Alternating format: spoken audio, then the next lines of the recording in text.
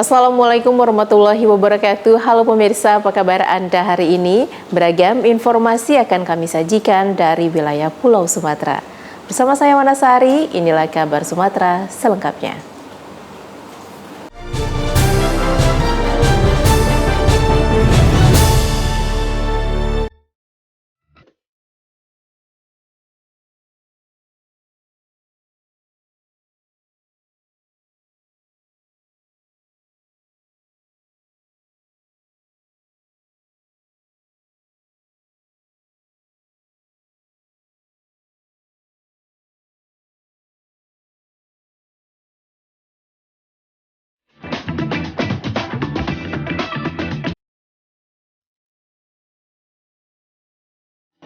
Informasi pertama kami awali dari Sumatera Selatan. Pemirsa, Partai Amanat Nasional atau PAN beramai-ramai datangi kantor KPU Musi Banyuasin, Sumatera Selatan.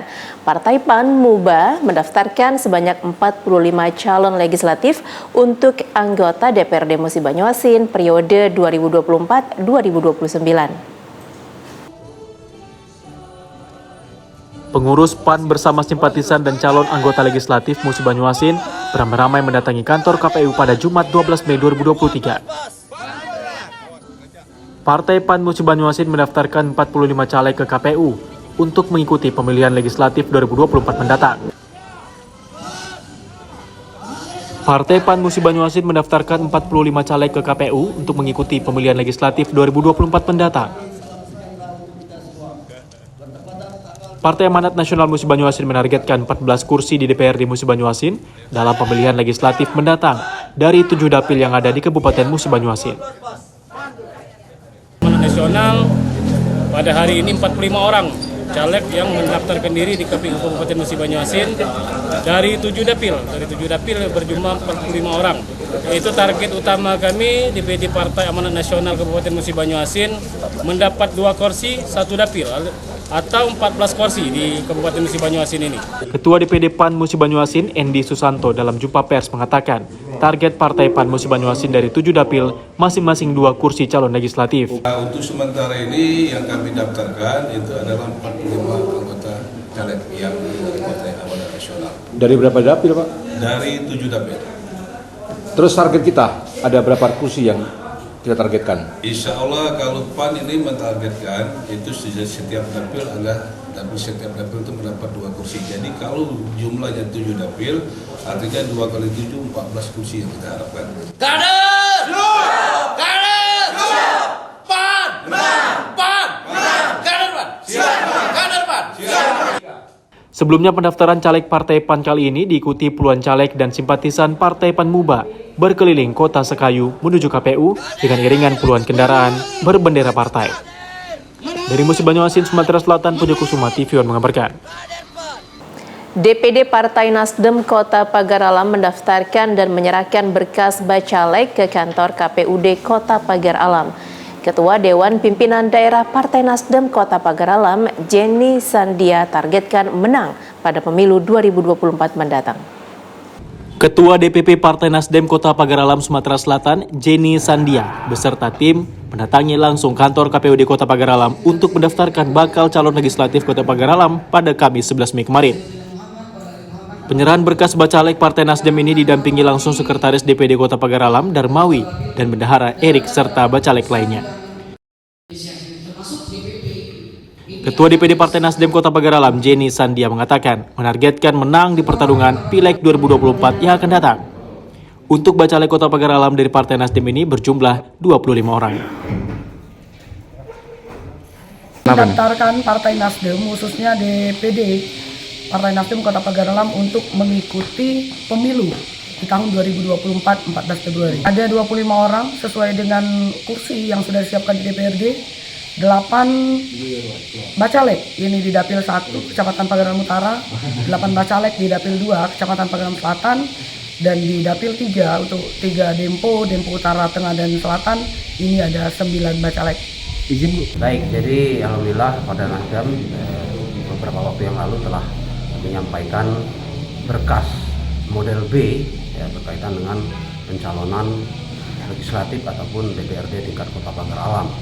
Alhamdulillah memang sudah terjadwalkan beberapa waktu yang lalu. Mereka menginfokan kepada kita bahwa pada hari ini akan hadir.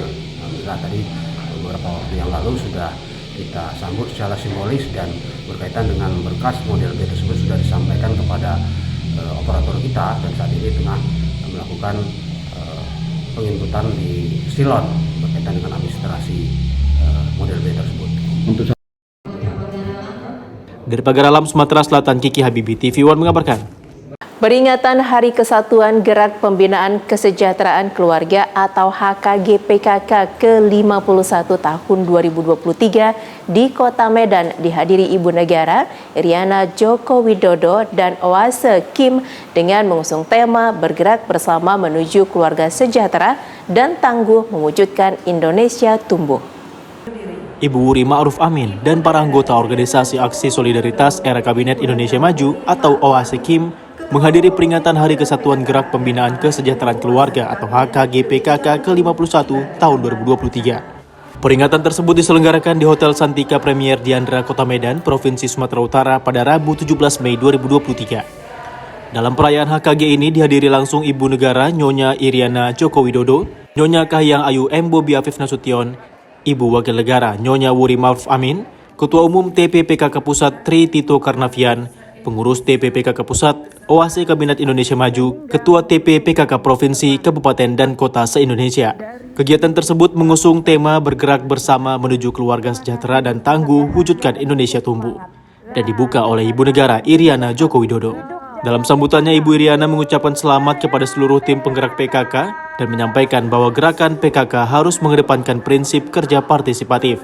Pada kesempatan tersebut, Iriana juga sempat berdialog dengan sejumlah kader PKK. Ia pun mengapresiasi semangat para kader PKK yang sudah bekerja tanpa kenal lelah. Sebagai panitia daerah banyak memberikan kontribusi terhadap kegiatan ini, membantu pusat dalam melaksanakan event nasional ini.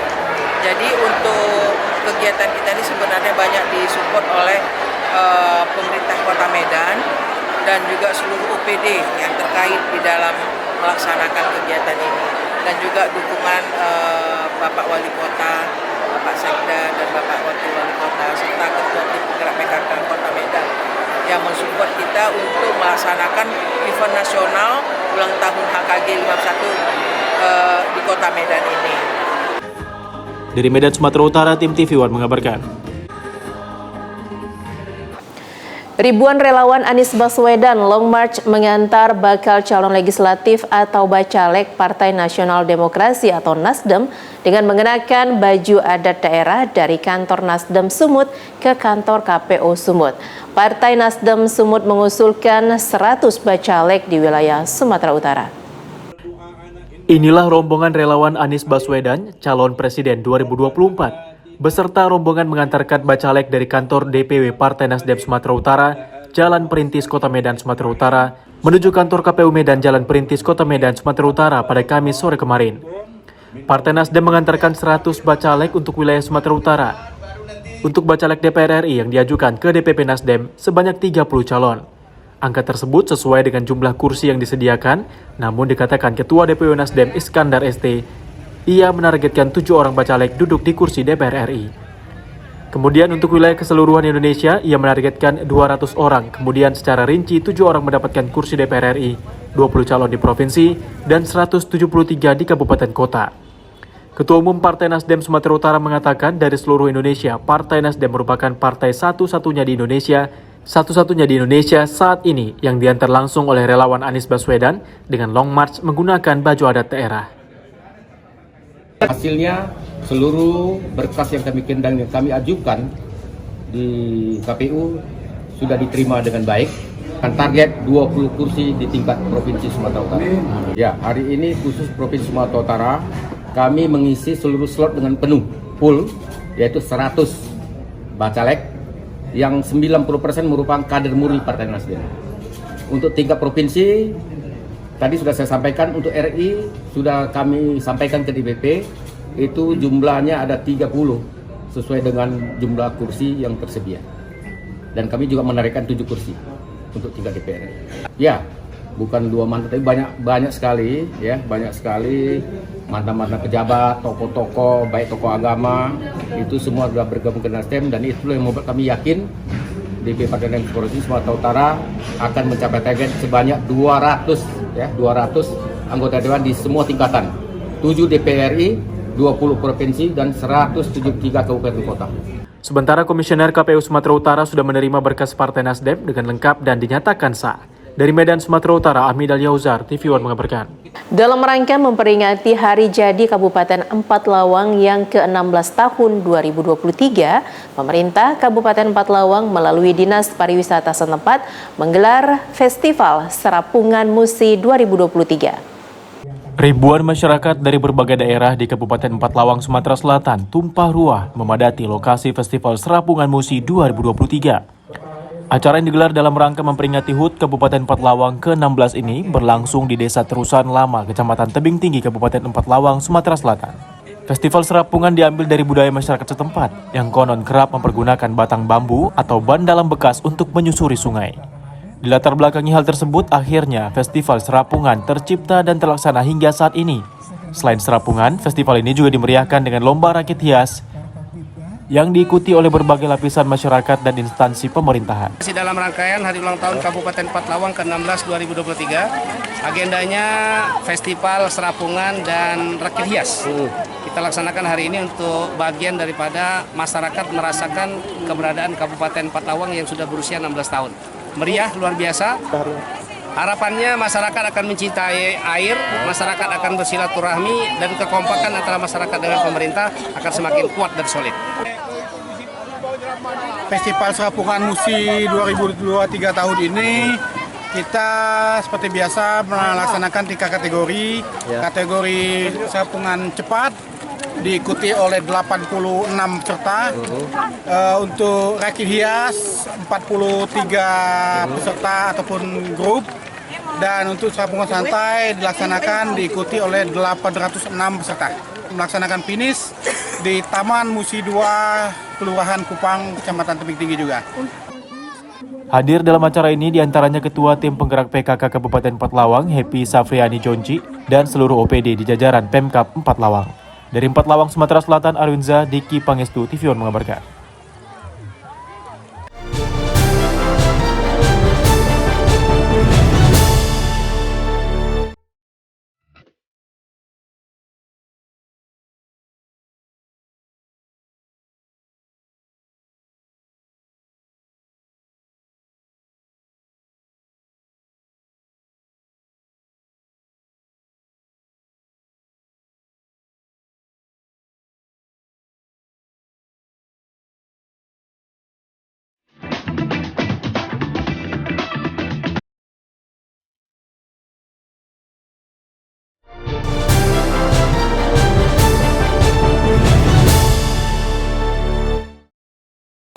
Sosialisasi dalam rangka menyambut tahun ajaran serta siswa baru SMK Negeri 1 Lubuk Pakam, Deli Serdang membuka pendaftaran bagi peserta didik baru.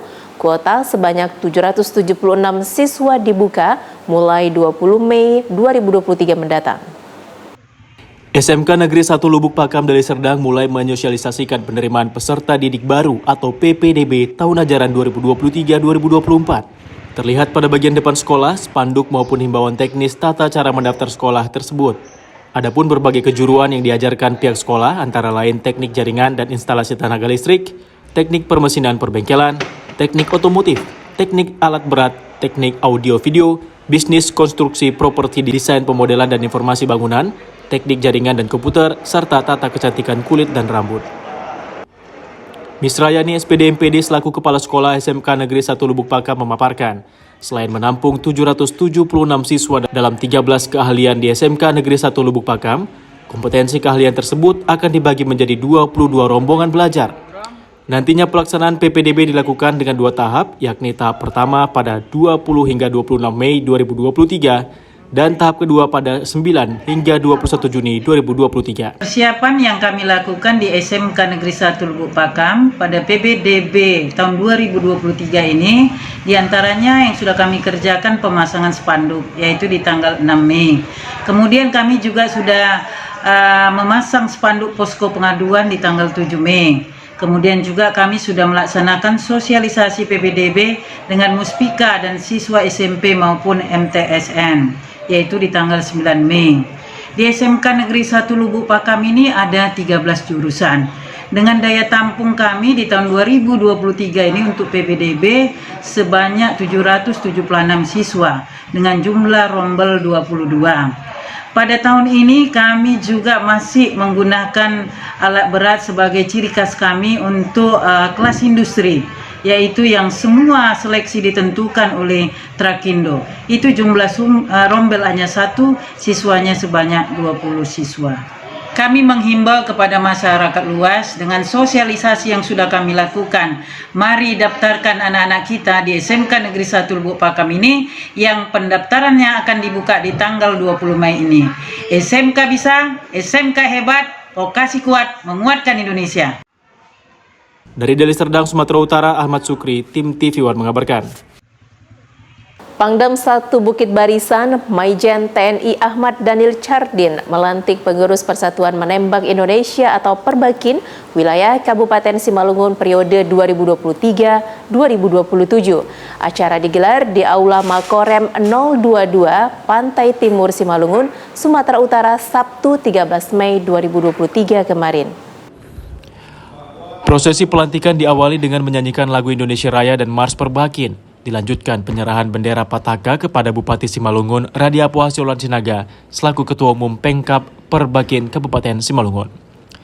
Usai penyerahan bendera Pataka, acara kemudian dilanjutkan dengan penandatanganan berita acara pelantikan oleh Pangdam 1 Bukit Barisan yang juga Ketua Umum Pengprov Perbakin. Adapun pengurus Perbakin Kabupaten Simalungun, Ketua Umum Bupati Simalungun Radiapo Hasyolan Sinaga, Wakil Ketua 1 Dandim 0207 Simalungun Hadrianus Yosi, Wakil Ketua 2 Kapolres Simalungun AKBP Ronald FC Sipayung, Sekretaris Umum Teguh Raya Putra Sianturi, Ketua Harian Dr. Andes M. Krismes Haloho, Sekretaris Muhtar Bendahara Dasa M. Sinaga. Usai prosesi pelantikan, Ketua Perbakin Sumut Daniel Hardin bersama dengan Bupati Kabupaten Simalungun Radiapo Hasyolan Sinaga, Bupati Kabupaten Labuan Batu Selatan, Wali Kota Pematang Siantar, dan Rem 022 Pantai Timur Kolonel Infanteri Lukman Arif SIP, mantan Bupati Simalungun J.R. Siragi, dan tamu undangan lainnya mengikuti lomba regu menembak. Pangdam 1 Bukit Barisan berharap dengan pelantikan ini, baik wilayah Kabupaten Simalungun dan Kota Pematang Siantar dapat mengemban tugas dan tanggung jawab bersama, sehingga Perbakin wilayah Simalungun ke depannya lebih baik dan dapat mencetak para atlet yang berprestasi, bisa membawa nama baik Sumatera Utara di kancah nasional maupun internasional. Ketua Perbakin Sumut mengatakan menjadi pengurus Perbakin bukanlah tugas yang mudah karena penuh dengan tantangan untuk memajukan olahraga menembak tanah air, khususnya di Sumatera Utara, baik secara prestasi, regenerasi atlet, hingga pengembangan sarana dan prasarana pendukung lainnya. Nanti merasa bersama-sama melantik pengurusan Perbakin dari Kabupaten Simalungun dan Kota Pematang Siantar. Jadi 2 pengurus kabupaten kota yang kita lantik, dan ini Sumatera Utara yang ke-17, 16-17. Jadi ada 17 pengurus kabupaten kota yang sudah dilantik, dan kita masih akan berjalan terus. Ini sejalan dengan program dari Perbakin untuk konsolidasi organisasi setelah saya terpilih. Dan sambil berjalan juga kita sudah melakukan kegiatan pembinaan dengan kepengurusan yang sudah dilantik, dan nanti juga akan berjalan dengan kepengurusan kabupaten kota yang lain. Kita berharap program pembinaan khususnya penyiapan atlet-atlet menembak untuk Sumatera Utara, target terdekat adalah PON 2024 nanti yang akan dilaksanakan Aceh dan Sumatera Utara sebagai tuan rumah. Kita akan nanti pelajari lagi, ya, kita akan data kekuatan kita dari sekian banyak cabang yang dipertandingkan dengan medali yang dipersiapkan. Kita akan upayakan maksimal karena kita Dari Simalungun, Sumatera Utara, Tim TV One mengabarkan. Berwisata pantai di Kepulauan Riau selalu identik dengan pantai pasir putih dan bebatuan yang indah. Keindahan wisata tersebut salah satunya berada di kawasan Pantai Trikora Bintan dengan gugusan pantai sepanjang lebih kurang 25 km yang juga telah ditetapkan sebagai salah satu kawasan strategis pariwisata di Kepri. Gugusan pantai sepanjang kurang lebih 20 km yang terletak di Bintan, Kepulauan Riau ini dikenal sebagai kawasan Pantai Trikora. Sepanjang Pantai Trikora terdapat puluhan objek wisata pantai yang dikelola oleh perorangan maupun badan usaha yang menawarkan berbagai fasilitas wisata. Tak hanya pondok wisata serta kuliner, di kawasan Pantai Trikora juga terdapat sejumlah resort murah hingga resort mahal dengan berbagai fasilitas olahraga air serta hiburan sebagai pendukung daya tarik wisata. Kawasan Pantai Trikora yang merupakan salah satu kawasan strategis pariwisata di Kepri ini menjadi tujuan wisatawan lokal, Nusantara, hingga wisatawan mancanegara khususnya pada akhir pekan dan musim liburan.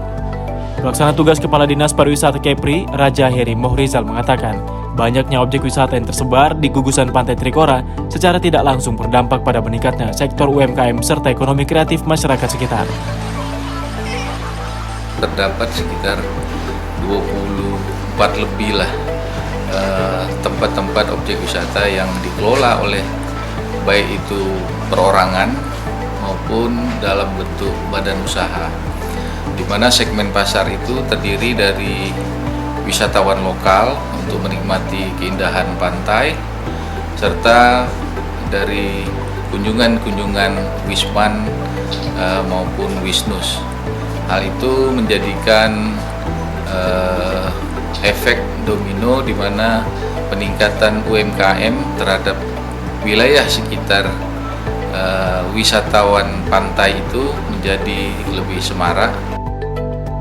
Jika berkunjung ke kawasan Pantai Trikora Bintan, para wisatawan pasti akan dimanjakan dengan hamparan pasir putih, bebatuan karang atau koral, serta jajaran pohon kelapa yang akan menambah keindahan suasana berwisata pantai.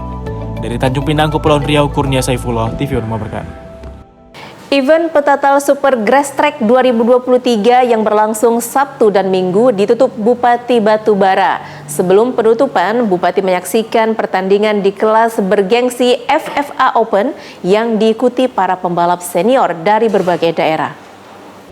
Petatal Super Grass Track 2023 ini memperebutkan trofi Bupati Batubara berlangsung di sirkuit Jig City, Petatal, Batubara, Sumatera Utara yang merupakan sirkuit permanen dengan panjang sirkuit 650 meter. Sebanyak 150 peserta ikut ambil bagian dalam Super Grass Track ini. Mereka datang dari berbagai daerah, mulai dari Batubara, Aceh, dan Riau. Sejumlah rider profesional berpengalaman bertanding di sini dengan mengedepankan sportivitas dalam adu kecepatan dan ketangkasan. Dalam penutupan ini, Muhammad Hafiz berhasil unggul juara umum kelas senior serta Doni Etrik juara umum kelas RBT dan juara umum kelas pemula Muhammad Iqbal.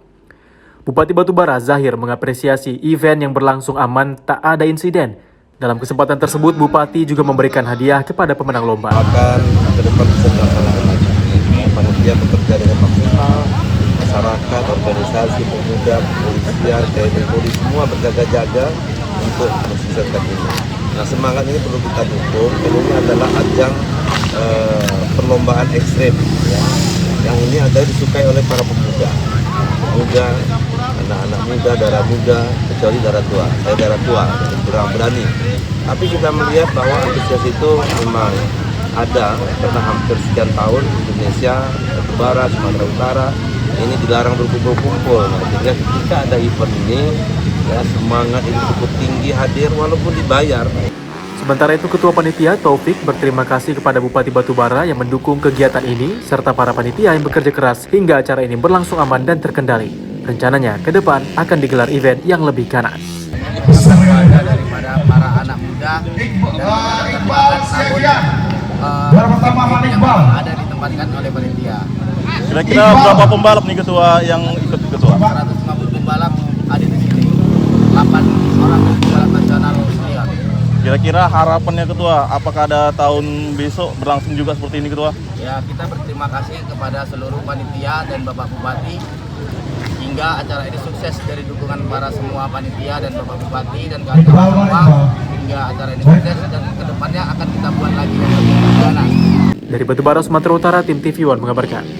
Untuk meningkatkan kunjungan turis ke Malaysia, Konsulat Jenderal Malaysia di Medan mengeksplorasi dan mempromosikan kuliner dan kebudayaan ke berbagai dunia. Acara tersebut digelar di Grand City Hall Medan berkolaborasi dengan Musikal Universitas Pancabudi Medan.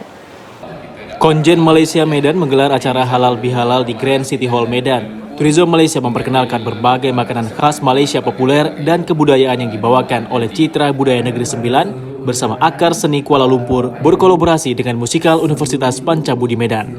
Kuliner yang ditampilkan antara lain popiah, umai udang Sarawak, ayam pongteh, nasi kerabu, car kuat teo Penang, mie goreng mama, cokodok, dan es cendol Penang. Malaysia terus mengeksplorasi dan mempromosi kuliner serta budaya ke penjuru dunia, menjadikan magnet yang dapat menarik wisatawan berkunjung. Hingga Februari 2023 tercatat 470.812 turis Indonesia datang ke Malaysia dengan berbagai tujuan. Sementara turis Malaysia berwisata sebanyak 363.924 orang. Jadi dari pihak pemerintah, dari pihak media, dari pihak persatuan travel agent, dan juga para konsul perwakilan asing diundang untuk mempromosikan juga selain daripada kebudayaan. Kita mempromosikan kali ini ada kebudayaan Malaysia juga dan makanan. Ya, tadi saya sempat bagi tahu makanan apa yang kita hidangkan hari ini, kebanyakannya semuanya dari Malaysia. Nasi lemak teh tarik, suat kuih tiaw, cendol, ya, dan sebagainya. Ini juga untuk menggunakan saluran diplomasi kebudayaan ataupun diplomasi budaya, mendekatkan hubungan antara kedua negara melalui kulinernya, tariannya, budayanya, supaya mereka mendekati dan menikmati apa yang kita siapkan. Konsul Malaysia berharap pariwisata Malaysia dan Indonesia kembali kokoh dan kuat untuk meningkatkan ekonomi dan sumber pendapatan kedua negara. Dari Medan, Sumatera Utara, Martinus Sitorus, TV One mengabarkan.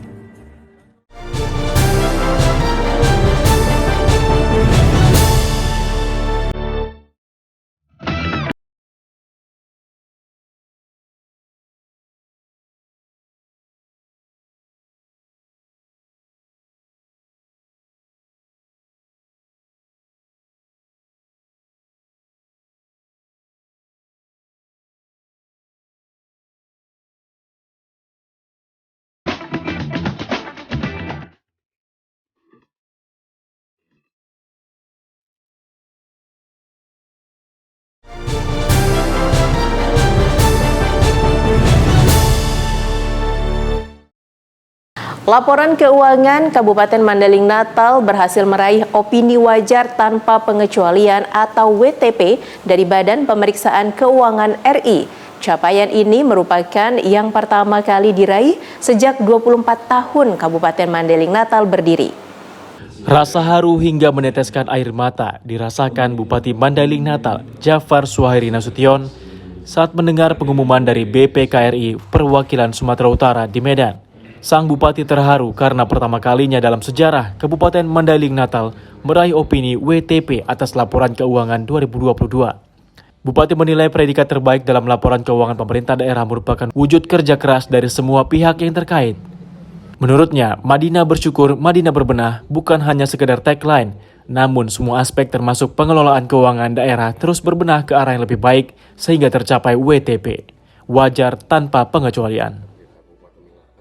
Ini berkat kerja keras kita bersama, semua komponen, semua lapisan masyarakat, bahwa Madinah dalam kurun waktu 24 tahun, alhamdulillah hari ini telah mengukir sebuah sejarah bahwa kita melakukan pembenahan, terutama laporan keuangan, tindak lanjut, dan alhamdulillah malam ini Badan Pemeriksa Keuangan memberikan opini WTP, dan ini sebuah rahmat dari Allah SWT bahwa setiap usaha kita tidak akan mengkhianati hasil, dan mudah-mudahan ke depan ini akan kita pertahankan tentunya dengan dukungan dari semua lapisan masyarakat.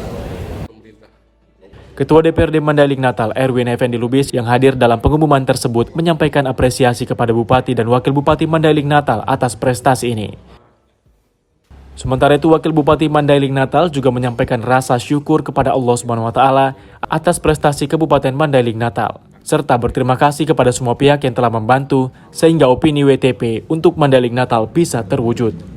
Dari Mandailing Natal, Sumatera Utara, Romulo Siregar, TV One mengabarkan. Pemerintah Kabupaten Mandailing Natal, Sumatera Utara bersama seluruh calon jemaah haji dan unsur pimpinan daerah menggelar zikir dan doa menjelang pemberangkatan haji asal Mandailing Natal di Masjid Agung Nur Ala Nur Panyabungan. Zikir dan doa ini untuk memohon keselamatan dan kelancaran pelaksanaan ibadah haji. Sebanyak 492 jamaah calon haji asal Kabupaten Mandailing Natal bersama Bupati Jafar Suhairi Nasution, Wakil Bupati Atika Asmi Utami, beserta Forum Komunikasi Pimpinan Daerah dan tokoh agama, serta tokoh masyarakat dengan khusyuk mengikuti zikir dan doa di Masjid Agung Nur Ala Nur Panyabungan. Digelarnya zikir dan doa oleh pemerintah Kabupaten Mandailing Natal untuk meminta ridho dan berkah dari Allah Subhanahu wa Ta'ala, baik dalam kelancaran penyelenggaraan haji maupun keberkahan bagi Kabupaten Mandailing Natal. Bupati Mandailing Natal Jafar Suhairi Nasution menyampaikan rasa terima kasihnya atas kerjasama semua pihak sehingga penyelenggaraan haji berjalan dengan baik.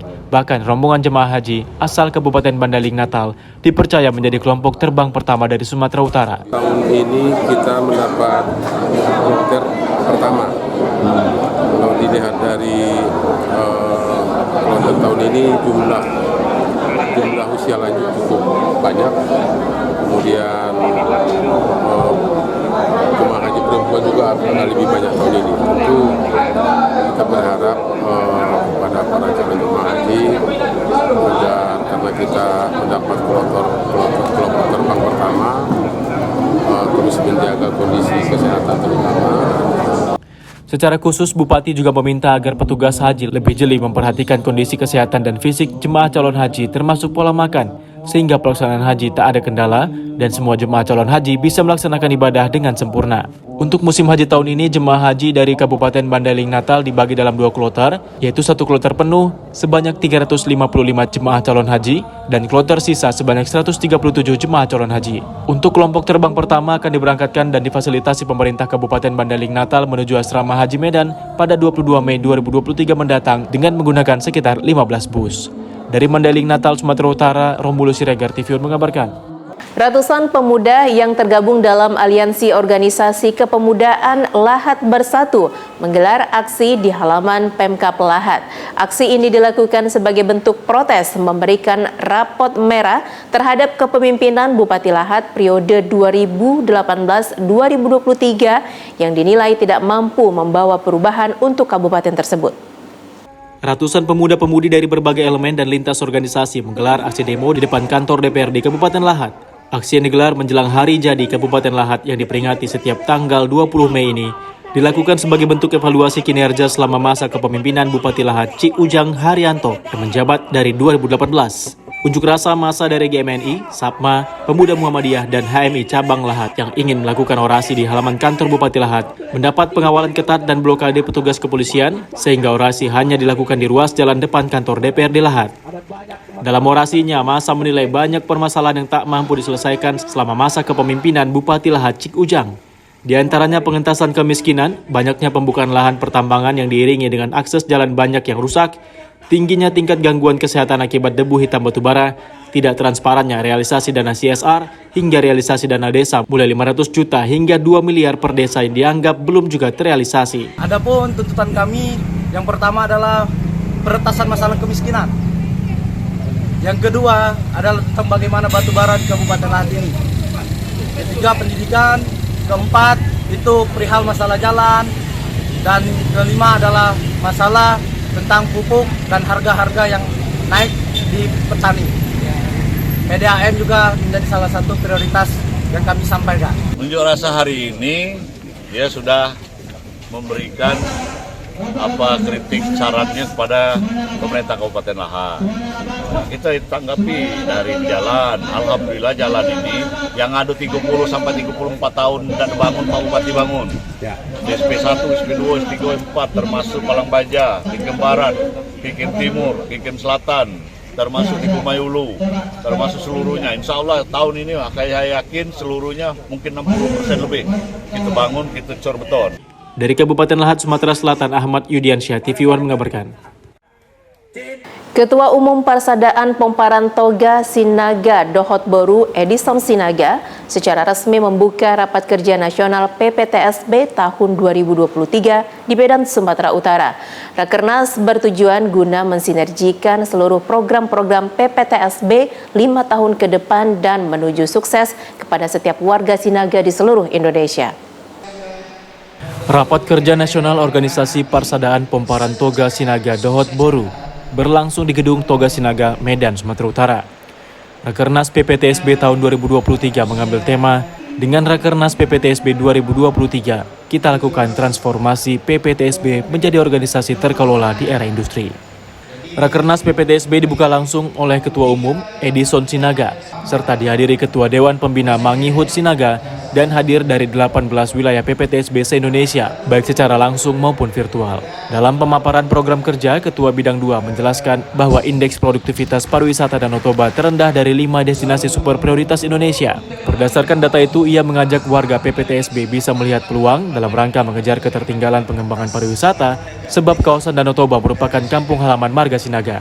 Ketua Umum PPTSB Edison Sinaga menjelaskan terlaksananya Rakernas PPTSB bertujuan utama untuk mensinergikan semua program yang akan dilakukan dalam tempo 1 tahun ke depan dan hingga program berakhirnya periode kepemimpinan 5 tahun mendatang.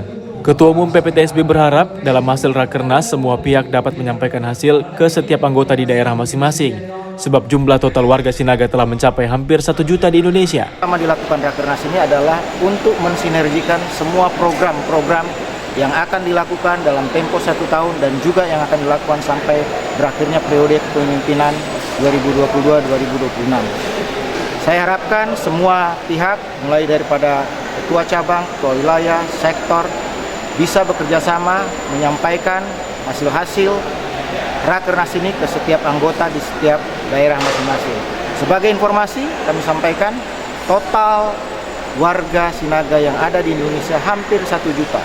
Dan ini kekuatan yang bisa kita galang untuk sama-sama berdampingan menuju sukses kepada setiap warga Sinaga, memberikan manfaat pada setiap keluarga Sinaga yang ada di seluruh Indonesia. SOT dari Medan, Sumatera Utara, Fahmi TV mengabarkan. Ribuan umat Gereja Metodis Indonesia Distrik 1 Wilayah 1 gelar perayaan menginang 40 tahun baptisan massal di Langkat, Sumatera Utara. Kegiatan dirangkai ibadah raya ini digelar dengan pawai jalan bersama dan penanaman 6.000 bibit pohon kepada masyarakat.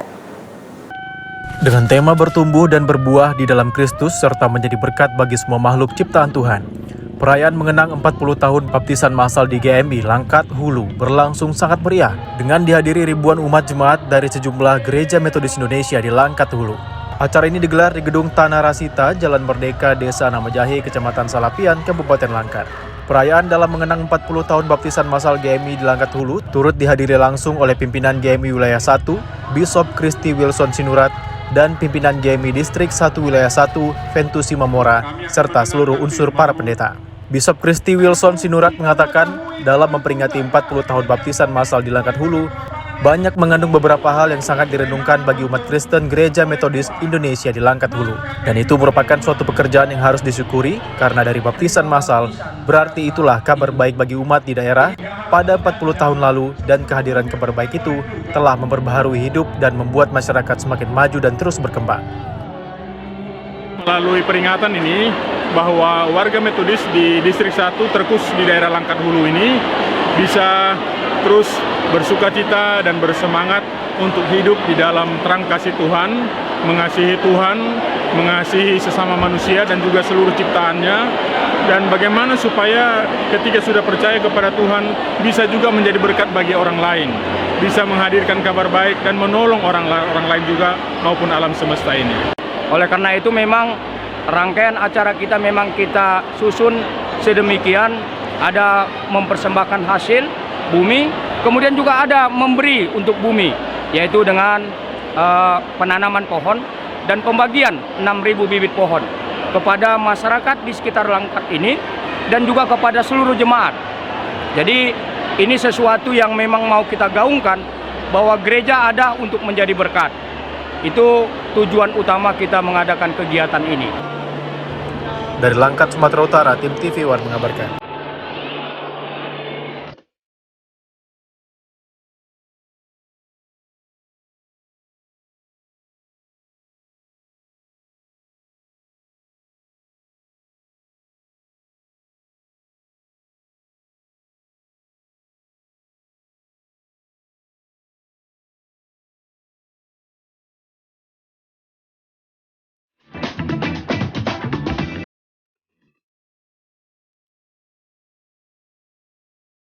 Informasi tadi sekaligus menutup program Kabar Sumatera. Jangan lupa update berita terkini lainnya di kanal tv1news.com. Saya Wanasari dan seluruh kerabat kerja yang bertugas mengucapkan terima kasih. Assalamualaikum warahmatullahi wabarakatuh dan sampai jumpa.